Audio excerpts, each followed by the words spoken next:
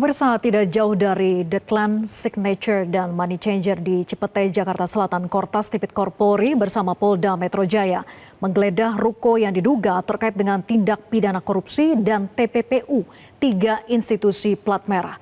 Sejumlah dokumen dan barang-barang diamankan dari lokasi.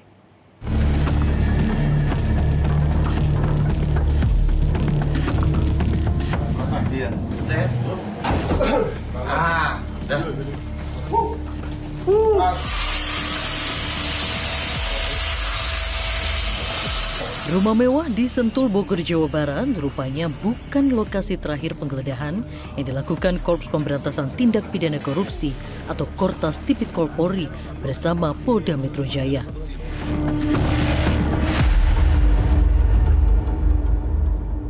Setelah menyita barang bukti emas 74 kg dan ratusan miliaran rupiah yang diduga hasil korupsi dan TPPU, Kortas Tipikor Polri kembali bergerak ke Cipete, Jakarta Selatan.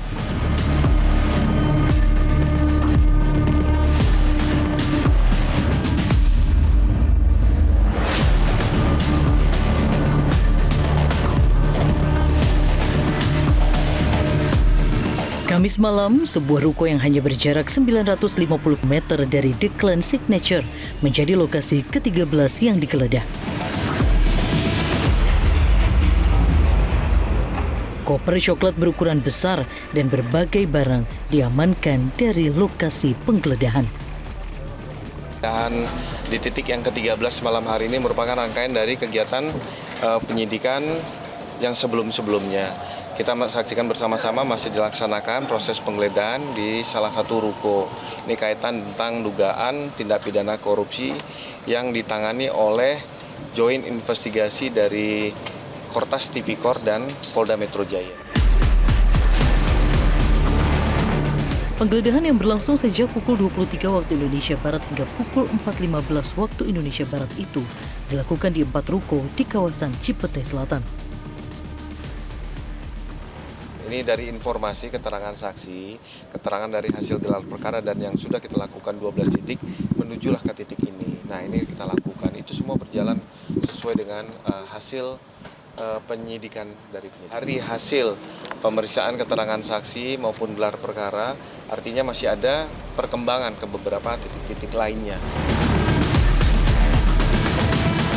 Penggeledahan di Cipete bukan operasi yang berdiri sendiri, melainkan bagian dari upaya penyidik mencari bukti baru untuk memperkuat konstruksi perkara 3 kasus korupsi yang sedang ditangani. Tim Liputan Metro TV. Pemirsa, karangan bunga berisi dukungan kepada Polri berderet di depan gedung Ditreskrimsus Polda Metro Jaya. Dukungan ini muncul saat Polri mengusut 3 kasus korupsi besar. Sejumlah karangan bunga terpasang di depan gedung Ditreskrimsus Polda Metro Jaya pada Jumat siang. Karangan bunga tersebut berisi pesan dukungan agar Polri tetap tegas mengusut dugaan korupsi batubara yang menyangkut 3 perusahaan plat merah. Di antaranya bertuliskan Presiden Prabowo bersama Polri serta jangan mundur, rakyat bersama Polri, yang berisi dorongan agar proses penegakan hukum terus dijalankan. Dukungan ini muncul setelah penyidik melakukan rangkaian penggeledahan di 13 lokasi 3 hari terakhir ini.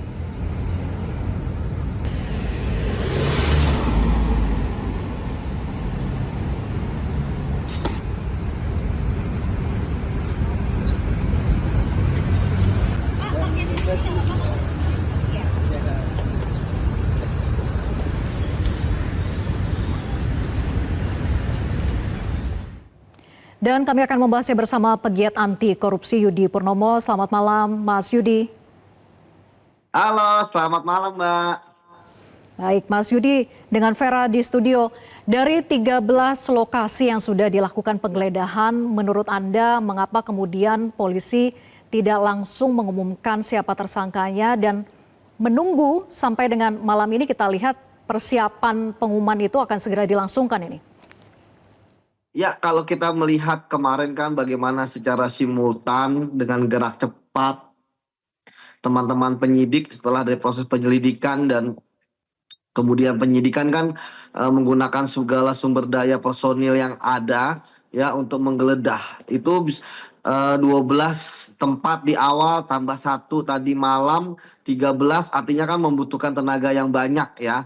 Selain itu Mbak ya, bahwa biasanya kan dibagi, ada orang yang di lapangan, field agent gitu kan, ada juga orang yang di kantor ya, office agent gitu. Jadi itu secara simultan segala macam barang bukti yang ditemukan ya, termasuk juga barang bukti yang didapatkan selain penggeledahan ya, keterangan-keterangan saksi dan sebagainya itu kan dikompulir ya, kemudian dibikin konstruksi perkaranya sesuai dengan yang sudah disebutkan ya, mulai dari tipikornya undang-undang kerugian keuangan terkait dengan kerugian keuangan negara, kemudian juga TPPU-nya juga, itu semua akan dibikin berkasnya seperti itu, yang kemudian ya akan dilakukan gelar perkara. Jadi saya pikir suatu hal yang wajar lah menunggu beberapa hari setelah pasca penggeledahan, karena kan barang bukti tersebut dianalisis dan sebagainya, kemudian digabung dengan yang didapatkan sebelum sebelum adanya penggeledahan seperti itu, Mbak. Iya, Mas Yudi, ini kan 3 kasus besar yang diusut oleh kepolisian dalam waktu yang bersamaan begitu ya.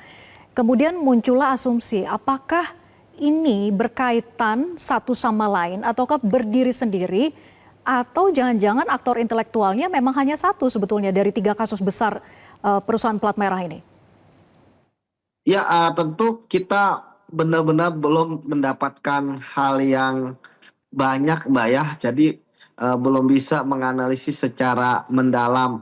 Tetapi ketika sudah dinyatakan ada 3 kasus ya di dalam penggeledahan yang simultan ini, ya pasti ada kaitan di antaranya. Kaitannya entah di pelakunya, kaitannya entah di dokumennya, kaitannya entah di uang-uang tersebut ya, yang bisa jadi bercampur dan lain sebagainya ya dari perkara tersebut. Karena yang baru kita bisa mendapatkan gambaran jelas kan karena ada konversi pers, yaitu terkait dengan supply batu bara kepada PLTU, di mana modusnya sudah terang benderang, yaitu adanya 3 hal, yaitu pertama kualitas yang tidak sesuai spesifikasi, kuantitas yang tidak sesuai dengan permintaan, dan yang terakhir pembayaran yang tidak sesuai dengan fakta yang ada. Dan kemudian terkait dengan kerugian negaranya ya diduga sekitar 5 triliun. Baru itu saja, sementara yang Krakatau Steel ya, dan satu lagi saya lupa Jiwasraya atau apa gitu ya, itu kan belum ya disampaikan kepada publik ya secara mendalam. Kalau yang batu bara kan sudah jelas konstruksi perkaranya, tipikor terkait dengan kerugian keuangan negara, kemudian lapis dengan tindak pidana pencucian uang. Artinya ketika kemudian ada tambahan lagi 2 perkara tadi, ya bisa jadi ini ada irisan. Namun irisannya di mana? Nah, irisan ini bisa bermacam-macam berdasarkan pengalaman saya, dari sisi pelaku, dari sisi dokumen, dari sisi alat bukti misalnya, ya bisa jadi ada irisannya, atau dari sisi uangnya karena sudah bercampur karena jumlahnya begitu banyak. Nah, itu bisa terjadi seperti itu, Mbak. Iya, tapi dengan melibatkan 3 perusahaan plat merah sekaligus, menurut Anda apa yang menjadi tantangan besar bagi penyidik untuk mengungkap siapa aktor intelektualnya? Ya, tentu yang paling penting adalah kesabaran dari penyidik ya, karena satu saja kasus korupsi itu membutuhkan waktu yang lama, apalagi 3. Makanya tentu ya singkat, padat, dan cepat gitu ya terkait dengan kasus ini gitu kan, karena nanti dalam kasus ini kan bukan hanya rentang kendali ada di penyidik ya, tetapi juga ada di BPK sebagai auditor yang akan menghitung ya kerugian keuangan negara, plus juga adanya PPATK untuk aliran transaksi yang mencurigakan, kemana saja kemana saja uang mengalir, termasuk siapa yang menerima kemudian bagaimana dia mencuci uangnya dan lain sebagainya, termasuk juga ke perusahaan-perusahaan lainnya. Seperti itu, Mbak. Mas Yudi, ini kan ada satu kasus ya, kalau kita telisik lagi yang pernah ditangani sebetulnya oleh Kejagung dan sudah inkrah, yaitu kasus Asabri. Menurut Anda memang ada yang tidak tuntaskah saat ditangani Kejagung saat itu sehingga harus kembali dibuka perkaranya oleh Polri? Ya, bisa jadi gitu, Mbak ya. Kan tidak jadi masalah. Yang penting bukan nebis in idem ya, bahwa perkara itu pernah ditangani dalam perkara yang sama dan sebagainya. Tapi kalau ada perkara lain ya, misalnya turunan dan sebagainya, ya bisa juga ditangani karena setiap aparat penegak hukum ya itu kan bisa menangani kasus ya tindak pidana korupsi dalam hal ini KPK, kepolisian maupun kejaksaan. Ya namun apakah kemudian karena yang menangani pernah di di kejaksaan, ya tentu kan akan ada kerjasama juga di situ kan, misalnya barang bukti, alat bukti apa yang pernah ditemui kalau memang masih dalam satu paket kasus ya, sama seperti kalau KPK yang nangani ya, kemudian kasusnya sebelumnya di kepolisian, ya tentu kepolisian akan menyerahkan. Tapi ya tadi tentu akan ada komunikasi ya, kemudian juga hal-hal lainnya seperti itu.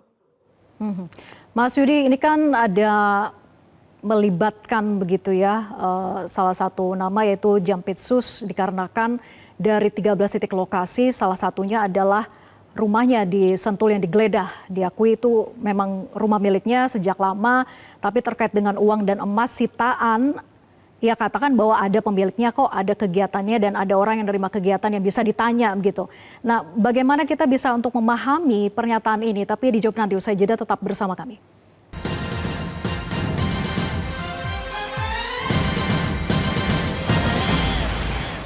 Pemirsa, pengusutan kasus dugaan korupsi dan pencucian uang oleh tim gabungan Polri terus meluas. Setelah menyita uang puluhan miliar di sebuah kafe di Cipete, polisi membongkar berangkas di rumah pribadi Jampitsus Kejagung di Sentul dan menemukan aset senilai lebih dari 400 miliar rupiah.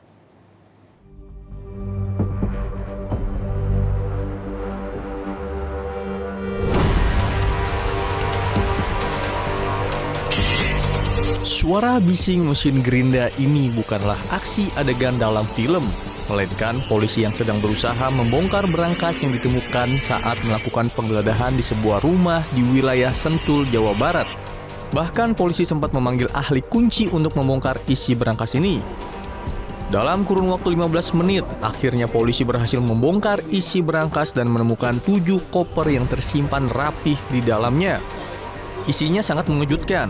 Koper tersebut berisi 74 kg emas batangan, uang tunai rupiah, serta berbagai mata uang asing dengan nilai keseluruhan diperkirakan mencapai 476 miliar rupiah.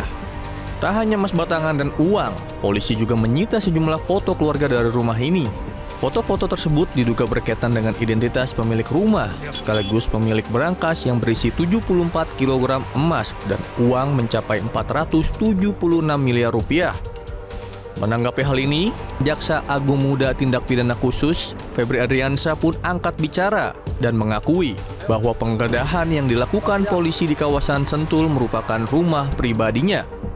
Namun, terkait uang dan emas yang ditemukan saat penggeledahan, ia tidak mengiyakan atau membantah miliknya.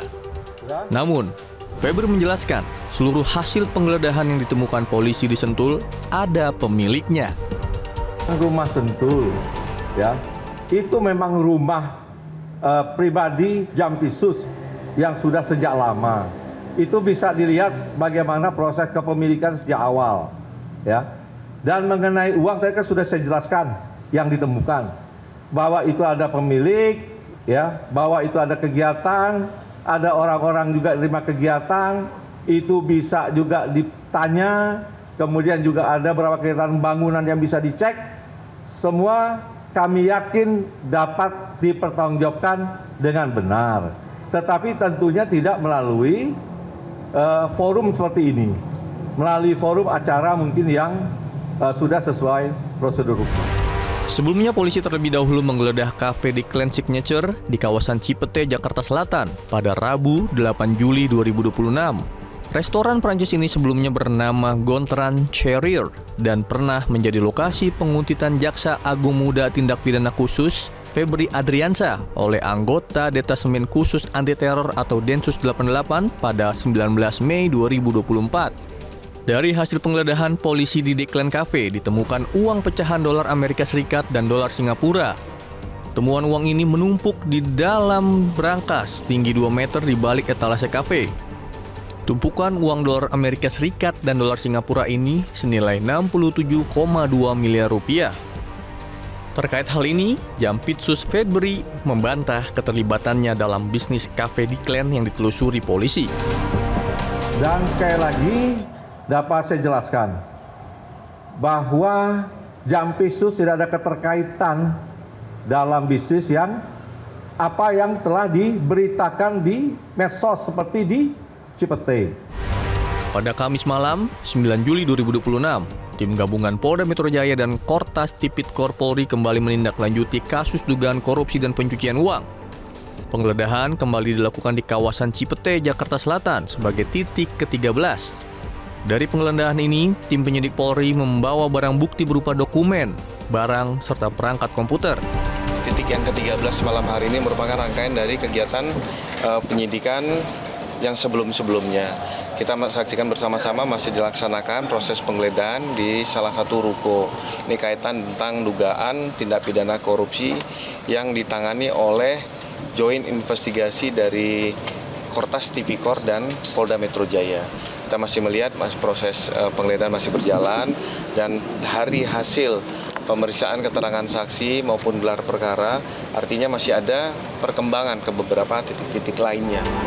13 titik telah digeledah, ratusan miliar aset telah disita. Namun, misteri kepemilikan asli dari harta-harta fantastis ini masih menjadi teka-teki yang terus digali polisi. Akankah penyidikan ini mampu menyeret sang aktor utama ke pengadilan? Tim Liputan, Metro TV. Kita lanjut ke perbincangan bersama pegiat anti korupsi Yudi Purnomo. Mas Yudi, tadi yang disampaikan oleh Febri Diansyah begitu ya, bahwa pengakuan dari Jampitsus rumah di Sentul yang digeledah itu diakui memang sejak lama dimilikinya, tapi terkait dengan uang dan emas sitaan ada pemiliknya, ada kegiatannya dan ada orang yang dengan kegiatan itu bisa ditanya gitu. Bagaimana memahami pernyataan ini? Maksudnya mengarah pada siapa dan kegiatan apa?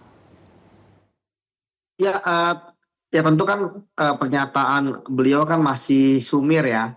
Karena pertama kalau kepemilikan rumah diakui, tetapi kalau uang dan sebagainya itu berarti kan ada orang lain ya. Kemudian ada kegiatannya dan lain sebagainya. Tetapi sama seperti hasil dari penggeledahan di tempat lain ya. Dari money changer, dari tempat kopi ya, kopi shop, kemudian dari ruko ataupun dari rumah-rumah ataupun dari apartemen yang lain, semua pasti akan diperlakukan sama oleh penyidik. Semua barang bukti yang diduga ada kaitannya dengan tindak pidana korupsi yang sedang ditangani ya, pasti penyidik akan menganalisis ya, kemudian mencari keterangan-keterangan ataupun apapun yang bisa didapatkan untuk memperkuat ya pembuktian dalam konstruksi kasus yang sedang ditangani, sehingga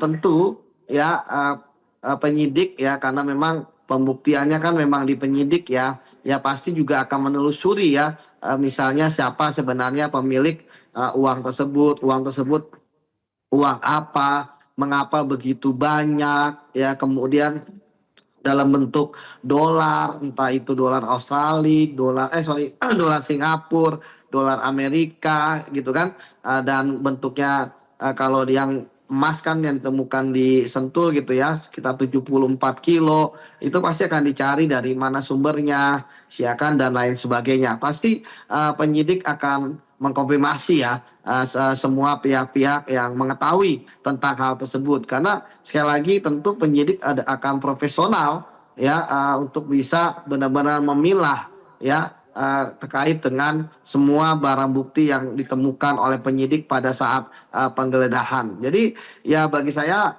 sekali lagi ya kalau ada keterangan seperti yang disampaikan oleh Pak Febri ya itu yang memperkaya hipotesis ya dari penyidik yang sebenarnya penyidik juga punya hipotesis tersendiri yang nanti sekali lagi akan dikonfirmasi dengan saksi-saksi, dokumen ataupun juga transaksi-transaksi keuangan yang berdasarkan LHA ataupun laporan hasil analisis PPTK dan pihak-pihak lainnya. Jadi yakinlah kalau memang ternyata tidak ada sangkut paut dengan tindak pidana korupsi ya pasti penyidik akan mendeklar. Tapi kalau ada sangkut paut setelah melakukan pemeriksaan dan lain sebagainya ya pasti tetap akan disita sebagai barang bukti yang nantinya akan dibawa ke pengadilan. Seperti itu, Mbak. Ada yang menarik sebetulnya dari hasil penggeledahan di rumah Sentul ini. Biasanya apa tujuan foto pemilik rumah itu menjadi barang sitaan? Ya, tentu kan penyidik ketika menggeledah mereka sudah mempelajari kasusnya terlebih dahulu, ya mempelajari kasus dalam artian bagaimana kronologisnya, kemudian hipotesis apa yang sedang menjadi kerangka teori dari penyidik gitu kan, untuk kemudian siapa saja orang-orang yang diduga terlibat dalam kasus. Jadi begitu kemudian teman-teman penyidik ini turun ke lapangan dengan frame yang mereka sudah miliki di dalam pikiran mereka, yang kemudian juga pasti akan saling berkomunikasi di antara penyidik, ya kan ada Kasatgas, ya ada Wakasatgas, ada anggota, ya. Jadi setiap apapun yang ditemukan di tempat penggeledahan pasti akan dikonfirmasi di antara sesama penyidik. Misalnya ketika ditemukan dokumen, ya pasti kan gak semua dokumen akan dibawa gitu kan. Pasti dokumen itu kan banyak di suatu kantor, di suatu rumah. Yang dibawa adalah yang berhubungan. Setelah dibaca ya tentu bacanya gak semua ya, pasti sekilas gitu ya. Karena waktu penggeledahan juga singkat. Nah di situ kemudian kalau memang ada dugaan kaitan ya maka segera dijadikan barang bukti ya, disita untuk kemudian dianalisis oleh termasuk ketika ditemukan uang. Dalam hal ini kan uang yang ditemukan dan emas kan begitu banyak ya. Tentu ya penyidik ya melihat uang yang sebanyak itu kemudian juga emasnya ya kemudian melakukan penyitaan ya tadi yang saya katakan dijadikan barang bukti untuk kemudian dianalisis lebih lanjut. Karena kalau melihat konstruksi perkaranya kan dari satu kasus aja dugaan kerugian keuangan negara kan 5 triliun ya. Artinya apakah itu ya diharapkan oleh penyidik ya itu adalah sebagai bagian ya untuk recovery aset dari dugaan tindak pidana korupsi ini. Begitu, Mbak. Iya, kalau foto yang disita di dalam rumah itu apakah agar saksi yang nanti dimintai keterangan yang berkaitan dengan foto tersebut tidak lagi bisa berkelit bahwa ialah si pemilik rumahnya atau yang berkaitan dengan kasus itu? Ya, tentu penyidik ketika tadi saya katakan mengambil suatu barang untuk disita ya dalam penggeledahan pasti ada maksud dan tujuan. Ya, bisa jadi maksud dan tujuannya yang awal untuk memperkaya barang bukti yang telah dimiliki terkait dengan konstruksi perkara, atau ada juga ya menyita barang bukti untuk tadi memperkuat pembuktian misalnya pemilik rumah ataupun pemilik mobil ya ataupun hal-hal lainnya ya, karena misalnya kenapa ada di situ foto misalnya ya karena misal ketika ada foto di situ kan tentu ada yang meletakkan dan sebagainya, dan artinya foto yang nyaman di situ dan artinya orang yang tinggal di situ ya kan ini adalah common sense kita sehari-hari gitu ya. Nggak mungkin kita naruh foto keluarga kita di rumah orang lain, tapi kan tadi juga sudah diakui gitu ya, seperti itu. Kemudian karena waktu kemarin kan belum jelas juga mungkin ya siapa pemilik sebenarnya terkait dengan rumah tersebut. Jadi saya pikir itu sah-sah saja seperti itu, dan bisa jadi nanti kan karena sudah diakui ya mungkin akan dikembalikan gitu kan barang bukti tersebut, atau bisa jadi ada hal lain yang ada dalam foto tersebut yang penyidik butuhkan ya kan, untuk barang apa namanya untuk memperkuat ya pembuktiannya penyidik. Jadi sekali lagi memang yang paham akan pembuktian dan sebagainya itu adalah penyidik gitu kan, itu yang pertama. Kemudian yang kedua, dalam penggeledahan juga tentu penyidik ya prosedur-prosedurnya, misalnya penetapan pengadilan, surat perintah penggeledahan pasti ada gitu ya. Dan setiap penyitaan itu kan ada saksi-saksinya. Ya kalau memang tidak ada orang yang ada di rumah tersebut, saksinya bisa kepala lingkungan dan sebagainya. Artinya benar-benar dalam proses penyidikan ini semua prosedur pasti akan dilakukan. Begitu, Mbak? Ya, Mas Yudi, ini kan menyangkut nama besar begitu ya. Biasanya dengan hasil sitaan yang begitu besar oleh Polri, apakah masih ada kemungkinan bahwa si pemilik rumah bisa dikatakan tidak terkait apapun terkait dengan barang sitaan? Ya, tadi saya katakan, Mbak, disinilah kewajiban penyidik gitu ya untuk membuktikan kasus yang sedang dia tangani seperti apa konstruksinya. Makanya tentu ketika ada suatu rumah ya maka penyidik akan menelusuri misalnya ke BPN, keterangan-keterangan dari kepala lingkungan ya, ataupun dulu belinya dengan siapa seperti itu. Dan termasuk juga apa yang didapatkan kayak tadi ya kan, terkait dengan uang-uang dan emas-emas tersebut ya, tentu penyidik akan meminta keterangan dari pihak-pihak yang paham ya tentang uang tersebut, yang paham tentang emas-emas tersebut gitu ya.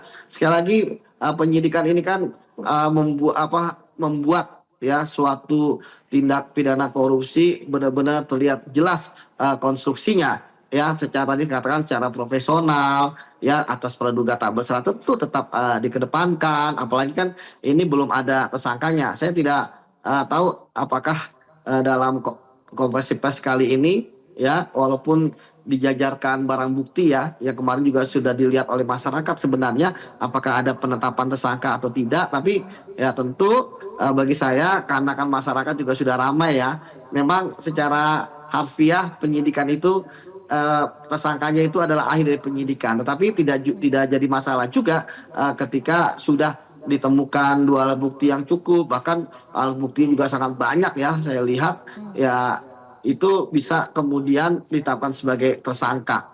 Tapi bagi saya yang penting adalah tentu dalam menetapkan tersangka prinsip kehati-hatian tetap dijalankan, prosedur dan sebagainya, karena tentu tersangka kan juga mempunyai hak-hak untuk kemudian pra peradilan ya kan, hak asasinya kemudian harus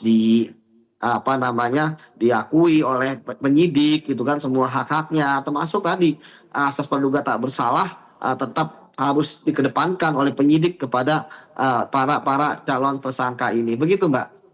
Ya, apakah bisa kemudian menjamin ketika nanti sudah ada pengumuman tersangka, lalu proses penyidikan itu bisa berjalan ke depan akan baik-baik saja sampai dengan tahap penuntutan? Tapi dijawab nanti usai jeda, tetap bersama kami di Breaking News Metro TV.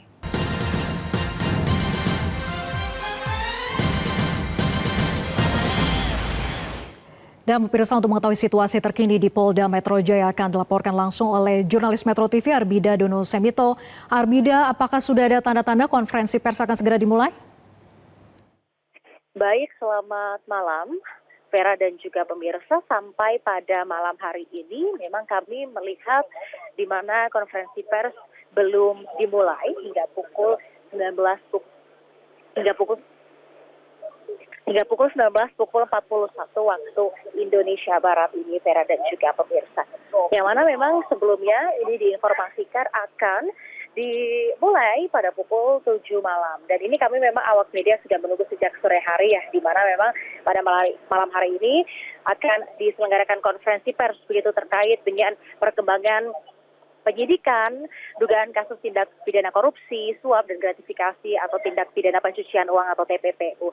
Yang mana memang kami melihat ini untuk barang bukti sudah dikeluarkan dari gedung Dirkrimsus ini sejak sore hari tadi, kemudian sudah dibawa ke gedung promoter yang ada di Mapolda Metro Jaya.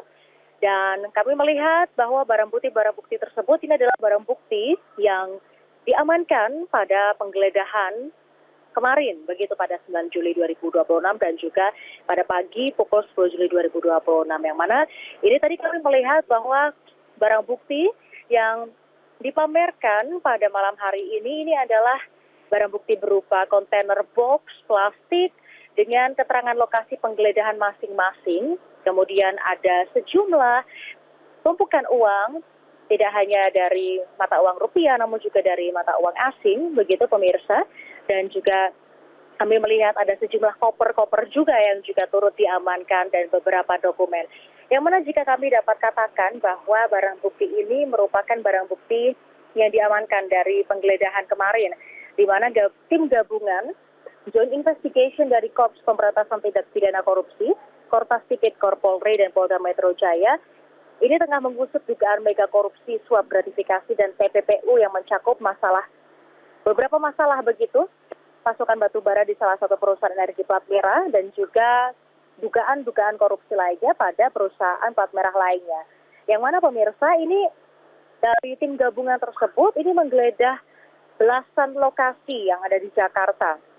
Kabid Humas Polda Metro Jaya Kombes Pol Budi Hermanto kemarin menjelaskan bahwa tim gabungan ini melakukan penggeledahan serentak untuk mengumpulkan barang bukti. Di antaranya adalah Cafe The Clan Signature yang ada di Cipete, kemudian Coin Money Changer juga di Cipete Selatan, lalu ada rumah pribadi, lalu ada ruko, kantor swasta, dan lain sebagainya, termasuk rumah pribadi milik Jampisus Febri Adriansyah di Sentul, Kabupaten Bogor. Dan terakhir ini pada pukul 4 pagi adalah menggeledah dan juga mengamankan beberapa barang bukti di sebuah ruko, beberapa ruko di Cipete begitu.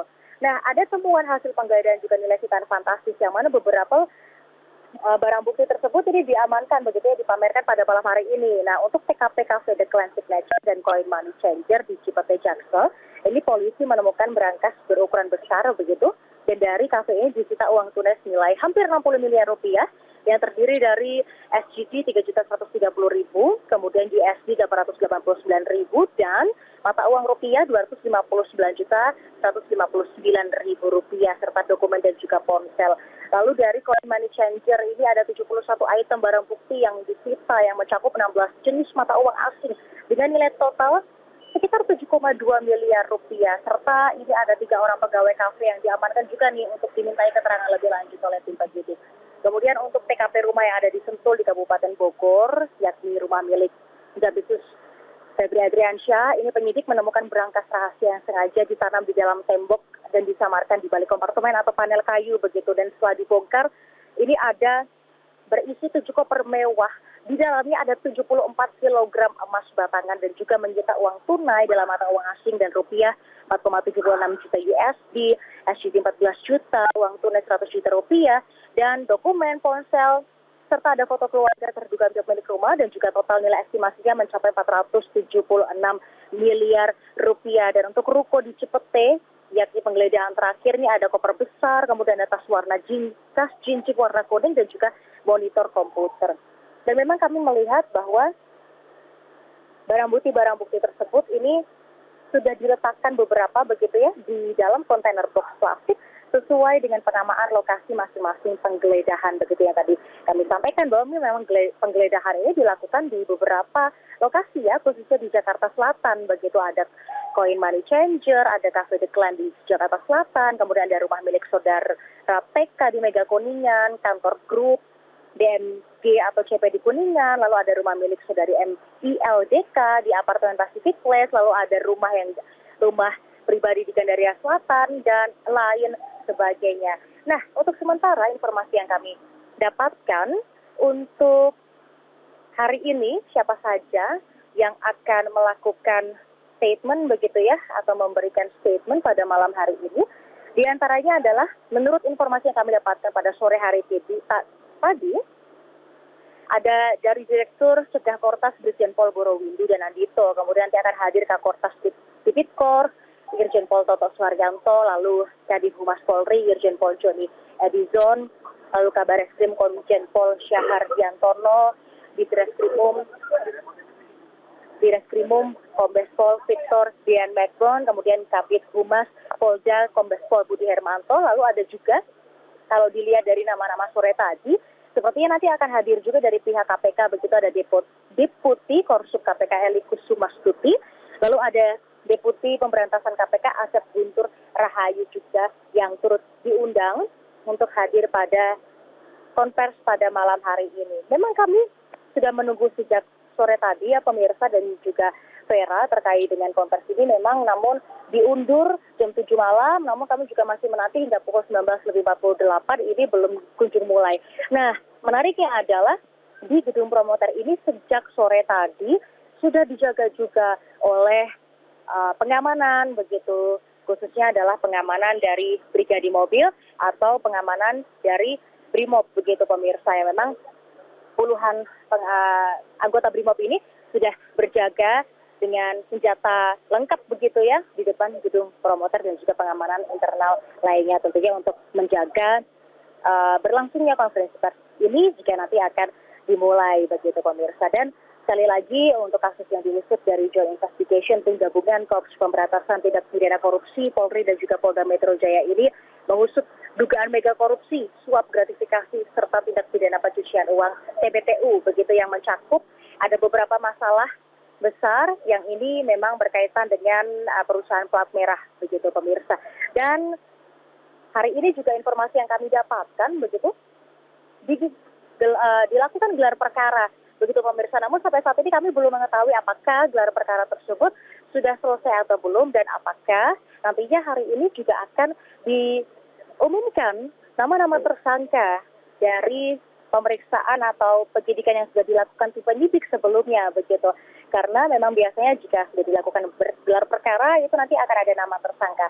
Namun kami masih belum mengetahui apakah malam hari ini akan langsung disampaikan nama-nama tersangka atau nama-nama saksi yang sudah dinaikkan sebagai tersangka atau dari pihak Polda maupun dari pihak Mabes Polri ini hanya akan memberikan respon saja terkait penggeledahan atau lain sebagainya begitu. Namun jika kita berbicara mengenai respon dari Jampitsus Febri Adriansyah yang kami ketahui di sore hari tadi ini menegaskan bahwa Febri Adriansyah ini menyebutkan bahwa secara tegas tidak memiliki keterkaitan bisnis apapun dengan kasus Deklarasi Cipete yang digeledah polisi. Kemudian juga ia mengakui bahwa rumah yang digeledah oleh tim gabungan di Sentul Bogor ini memang rumah pribadi miliknya sejak lama. Dan mengenai temuan uang tunai dari beberapa mata uang asing seperti USD, SGD maupun juga rupiah dan isu berangkas yang ada di rumahnya menjelaskan bahwa dana tersebut ini punya pemilik begitu, ada pemiliknya, namun bukan ia. Dan ini uang tersebut juga terkait suatu kegiatan atau bangunan di lokasi tersebut dan juga meyakini bahwa seluruh aset tersebut ini bisa dipertanggungjawabkan secara sah melalui prosedur hukum acara pidana. Dan tentu saja pemirsa, ini kita akan terus nantikan konferensi pers pada malam hari ini akan dimulai jam berapa dan akan ada nama-nama tersangka siapa jika memang pada malam hari ini nantinya tim gabungan akan menyebutkan pihak Polda maupun pihak Mabes Polri akan menyebutkan siapa nama tersangka atau hanya memberikan respon usai melakukan penggeledahan dan juga pemeriksaan kepada beberapa saksi. Mungkin demikian Vera yang dapat kami sampaikan, kembali ke studio. Baik, kita akan pantau terus perkembangannya dari sana. Terima kasih Arbida, nanti akan kami kembali kepada Anda. Dan untuk berikutnya saya akan kembali ke Mas Yudi Purnomo. Mas Yudi, kita lanjutkan perbincangan. Apakah bisa kemudian menjamin ketika tersangka nanti diumumkan, lalu proses penyidikan itu berjalan, ke depan akan baik-baik saja sampai dengan tahap penuntutan? Ya, kalau saya lihat dalam proses ini pun juga ya tidak ada hal yang signifikan ya yang bisa mengganggu penyidikan. Buktinya ya semua tempat penggeledahan 13 itu berlangsung dengan lancar. Kemudian hari ini kita bisa melihat ya adanya tumpukan-tumpukan barang bukti yang dipajang gitu kan, yang dibuka untuk publik gitu ya sebagai bagian dari transparansi dan akuntabilitas. Ya tinggal kita tunggu saja benar tadi penyampaian dari teman di sana ya bahwa apakah ya dalam konvers ini ya ini hanya menyampaikan terkait dengan perkembangan kasus gitu ya atau kedua apa saja yang ditemukan dalam penggeledahan yang 13 lokasi tersebut, atau kemudian saatnya menyampaikan kepada publik siapa tersangkanya. Yang kita tahu bahwa kalau memang hari ini sudah ada tersangka, maka minimal ada 2 alat bukti yang cukup ya untuk para tersangka tersebut. Nah, artinya tentu ya tidak melihat ya apakah dia aktor intelektual, apakah dia koordinator, apakah dia eksekutor gitu ya. Yang penting 2 alat bukti yang cukup itu sudah bisa ya memtersangkakan dari para pelaku ini. Tapi ya sekali lagi tentu yang paling paham adalah rekan-rekan penyidik, karena mereka lah yang selama ini bekerja keras untuk mengungkap kasus ini. Seperti itu, Mbak. Kalau misalnya belum diumumkan adanya nama-nama tersangka, menurut Anda apakah ada tarik-menarik di belakang? Ya kalau tadi saya katakan ya bahwa mungkin persepsi bisa banyak ya. Siapa saja bisa persepsi seperti itu ya. Tarik-menarik, lobby atau lain sebagainya. Tetapi kalau kita tegak lurus terhadap penegakan hukum, ya tentu kalau misalnya malam ini tidak ada penetapan tersangka, artinya 2 alat bukti yang cukup ya kemudian untuk menetapkan tersangka ya belum didapatkan gitu kan, walaupun tadi yang saya sampaikan bahwa kalau untuk barang bukti itu kan begitu banyak sekali gitu ya yang didapatkan ya, kurang lebih hampir 0,5 triliun ya, termasuk emas yang 74 kilogram. Tapi ya sekali lagi ya kalau dalam proses penegakan hukum dalam proses penyidikan ini ya memang kita harus mempercayakan kepada penyidik gitu ya. Karena biasanya penyidik itu kan sudah mempunyai rencana strategi ya, rendik namanya ya, rencana penyidikan dari awal hingga nanti P21 ya, ataupun berkasnya sudah lengkap gitu ya, seperti itu Mbak. Terakhir Mas Yudi, apakah sebetulnya langkah Polri dalam perkara ini menunjukkan bahwa penguatan peran kepolisian khususnya dalam pemberantasan korupsi pasca terbentuknya Kortas Tipikor? Ya sebagai masyarakat gitu ya, saya melihat bahwa Kortas Tipikor ini kan merupakan naik level ya, dari dulu selevel direktorat, sekarang sudah jadi Kortas Tipikor. Artinya tentu ya ini harus menjadi suatu kewajiban ya bagi Kortas Tipikor membuktikan kepada masyarakat bahwa mereka pun ya bisa berperan dalam pemberantasan korupsi ya dengan profesional, kemudian taat asas, dan juga yang paling penting adalah tanpa pandang bulu gitu ya, siapapun pelaku tindak pidana korupsi dan harus ditangani gitu ya, termasuk juga tidak boleh seperti pisau ya, tajamnya ke bawah ke atas tumpul. Jadi saya percaya, apalagi banyak teman saya yang ada di Kortas Tipikor dan juga punya banyak pengalaman waktu di KPK menangani kasus korupsi besar dan memperkuat Tipikor. Artinya apa yang mereka lakukan ini sebenarnya hal yang biasa mereka lakukan. Seperti itu, Mbak. Baik, terima kasih pegiat anti korupsi Yudi Purnomo sudah bergabung bersama kami. Dan pemirsa, demikianlah Breaking News Metro TV. Saya Vera Bahaswan pamit undur diri. Terima kasih. Sampai jumpa. Jelajahi cara baru mendapatkan informasi. Download Metro TV Extend sekarang.